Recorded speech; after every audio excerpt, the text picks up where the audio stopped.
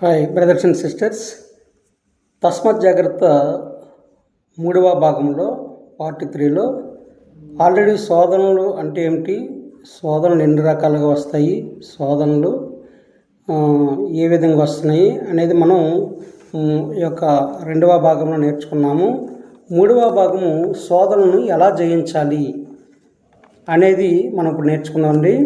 అదేంటంటే యాకోబు రాసిన పత్రికలో 1వ అధ్యాయం 12వ వచనం మనం చూసుకున్నట్లయితే, శోధన సహించేవాడు ధన్యుడు, అతడు శోధనకు నిలిచిన వాడై ప్రభువు తన్ను ప్రేమించే వారికి వాగ్దానం చేసిన జీవకిరీటము పొందును. అలాగే 14వ వచనంలో, ప్రతి వాడును తన స్వకీయమైన దురాశ చేత ఏడవబడి మరలా కొల్పబడిన వాడే శోధింపబడును. అలాగే 15వ వచనం, దురాశ గర్భము ధరించి పాపమును కనగా పాపము పరిపక్వమే మరణము కనును. ఇది శోధనలు జయించకపోతే మరణానికి దారితీస్తుంది, జయిస్తే జీవకిరీటం పొందుకోవడానికి దారితీస్తుంది. సో మనం ఖచ్చితంగా ఏ శోధన వచ్చినా సరే, ఏ శ్రమ వచ్చినా కానీ జయించడానికి సిద్ధంగా ఉండాలన్నమాట. అలా ఉండాలంటే మనం ఒక పవిత్రమైన యుద్ధం చేయాలండి. ఆ పవిత్రమైన యుద్ధం ఎవరితో చేయాలి, ఎలా చేయాలి చూడండి. మనం పవిత్రమైన యుద్ధం అనేది ఈ మనుషులతోని, ప్రధానులతోని, ప్రముఖులతోని, వీటితో కాదండి. ఆ మనుషుల్లో ఉన్న దురాత్మల సమూహాలు, అలాగే ఆకాశంలో ఉన్న దురాత్మల సమూహాలు, మన చుట్టూ ఉన్న దురాత్మల సమూహాలు, మన చుట్టూ కూడా చెడాత్మలై ఉంటాయి. వాటితో పోరాడాలి. చూడండి, చాలామంది నీకోసం నేను ప్రాణం ఇస్తాను కదా అంటారు, కానీ అక్కడ సాతాను కూడా మాట్లాడొచ్చు ఆ మాట. ఒకసారి యేసుక్రీస్తు గారు పేతురు గారితో మాట్లాడుతున్నప్పుడు, నువ్వు నన్ను ప్రేమిస్తున్నావా అంటే పేతురు గారిని, అదేంటి ప్రభువా, నేను నిన్ను ప్రేమిస్తున్నాను అంటాడు. నీకోసం నా ప్రాణమైన ఇచ్చేస్తాను ప్రభువా అన్నప్పుడు ఆయన ఏమంటాడు, సాతానా నువ్వు పారిపోమ్ము, నా వెనక పొమ్ము అని పేతురు గారిని గద్దిస్తాడు. అంటే ఆయనలో ఉన్న దురాత్మతో ఆయన పోరాడారన్నమాట.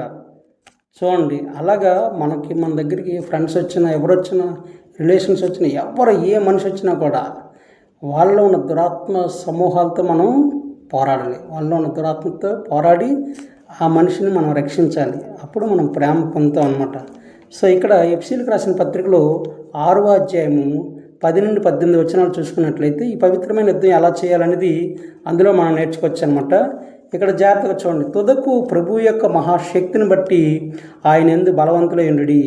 మనం చివరికి ఎలా ఉండాలంటే ట్రూ చర్చ్లో స్ట్రాంగ్ మెంబర్గా ఉండాలి, స్ట్రాంగ్ సెయింట్గా ఉండాలి. అంటే బలమైన పరిశుద్ధుడిగా ఉండాలి, బలమైన శక్తివంతుడే ఉండాలి. ప్రభువుని బట్టి, డబ్బును బట్టి, హోదాను బట్టి, అధికారాన్ని బట్టి, హోదాను బట్టి, ఉద్యోగాన్ని బట్టి కాదండి. మనం బలంగా ఉండడానికి ప్రభు యొక్క శక్తిని బట్టి, దేవుని యొక్క శక్తిని బట్టి, పరిశుద్ధాత్మక శక్తిని బట్టి మనం బలంగా ఉండాలని ఇక్కడ పవిత్ర యుద్ధంలో నేర్పుతున్నారు. చూడండి, తుదకు ప్రభు యొక్క మహాశక్తిని బట్టి ఆయన యందు బలవంతులై ఉండుడి.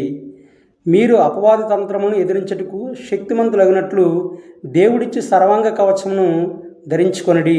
ఎలానగా మనము పోరాడున్నది శరీరులతో కాదు, కానీ ప్రధానులతోనూ, అధికారులతోని, ప్రస్తుత అంధకార సంబంధులకు లోకనాథులతోని, ఆకాశ మండలమందున్న దురాత్మల సమూహములతోని పోరాడుచున్నాము.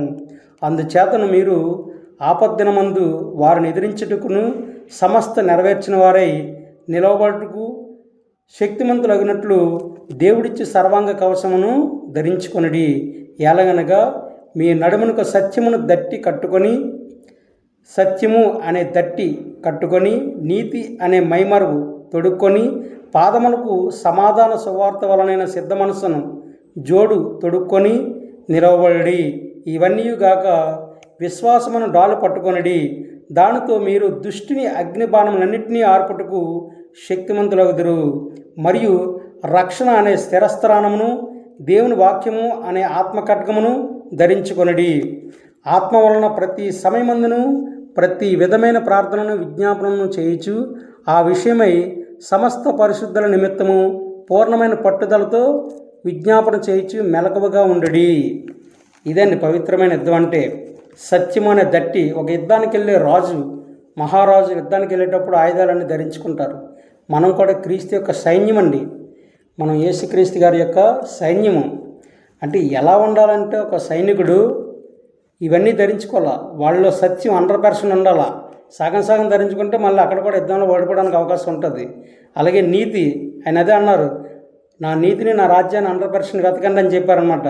సగం సగం వెతికినట్లయితే మనకి పరలోక రాజ్యంలో పరిపూర్ణంగా మెంబర్ అవ్వలేము, పరిశుద్ధుడిగా ఉండలేము, ఈ యుద్ధంలోకి వెళ్ళలేము. సగం సగం ఇంకా సగం సగం నాలెడ్జ్ ఉంటేనే చాలా ప్రాబ్లం అవుతుంది. మనం దేవుని యొక్క శక్తిని కలిగి ఉండి సంపూర్ణమైన జ్ఞానం కలిగి ఉండాలంటే సంపూర్ణమైన మనసుతో క్రీస్తునద్దకు రావాలండి. క్రీస్తునద్ద సంపూర్ణమైన జ్ఞానాన్ని నేర్చుకోవాలి, దేవునికి ఇష్టంగా జీవించాలన్నమాట. చూడండి, సత్యము అనే దట్టి, నీతి అనే మైమరువు, జోడు సిద్ధ మనస్సు, సమాధాన సువార్తవనను సిద్ధ మనస్సు. ఎప్పుడు ప్రిపరేషన్ అయిన ఉండాలి. ప్రతిరోజు కూడా ఎర్లీ మార్నింగ్ లేచి సిద్ధపడాలి. ప్రార్థన మెలకువగా ప్రార్థన చేయాలి. ప్రతిరోజు ఏ టైంకి అయితే స్టార్ట్ చేసి ఆ టైంకి ప్రార్థన చేయాలి. వాక్యాలు చదువుకోవాలి. గొప్ప విశ్వాసాన్ని కలిగి ఉండాలి. విశ్వాసమైన డాలు, రాజు చేతిలో ఒక ప్లేట్ ఉంటుంది చూడండి, ఎదుటివాడు వేసే బాణాలను ఆపడానికి. ఆ విశ్వాసం ఎప్పుడు తగ్గకూడదు. రక్షణ, శిరస్త్రాణం, హెల్మెట్ ఉండాలి. ఈ రోజుల్లో హెల్మెట్ లేకుండా చాలామంది ప్రయాణం చేసేస్తున్నారు బైకుల మీద. ఎలా పడితే అలా యాక్సిడెంట్లు అయిపోతున్నాయి. అలాగే యుద్ధానికి వెళ్ళేటప్పుడు ఇంకా ఉండాలన్నమాట. ఎందుకంటే మన చుట్టూ సాతాను తంత్రాలు మనం ఎరిగిన వారం కామని ఉంది అక్కడ. సో అపవాది ఏ రూట్లో ఇప్పుడు ఎలా వేస్తాడో తెలియదు. ఒక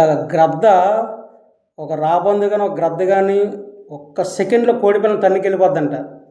అలా ఉంటుందట సాటాన్ టెంప్టేషన్ అనేది. అంటే సాటాను మనల్ని దెబ్బేయడానికి ఒక్క సెకండ్ చాలన్నమాట. అంటే వెంటనే చాలా మెలకువగా ఉండాలన్నమాట మనం. సో ఆ విధంగా మనం